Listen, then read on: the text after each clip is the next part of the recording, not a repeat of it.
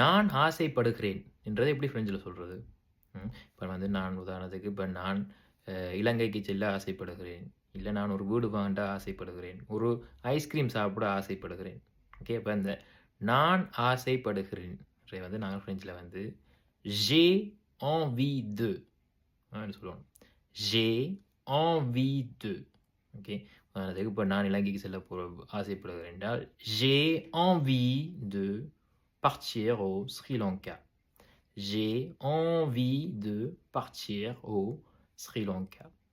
நான் ஒரு வீடு கொண்டு ஆசைப்படுறேன். J'ai envie d'acheter une maison.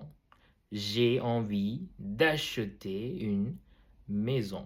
Okay, ஒரு ஐஸ்கிரீம் சாப்பிட ஆசைப்படுறேன். J'ai envie de manger une glace. J'ai envie de manger une glace. Okay. இப்போ இது பார்த்தீங்கன்னா எப்பொழுதுமே avoir என்று முன்னுக்கு வரும். அதைத் தொடர்ந்து envie மற்றும் de. avoir envie de.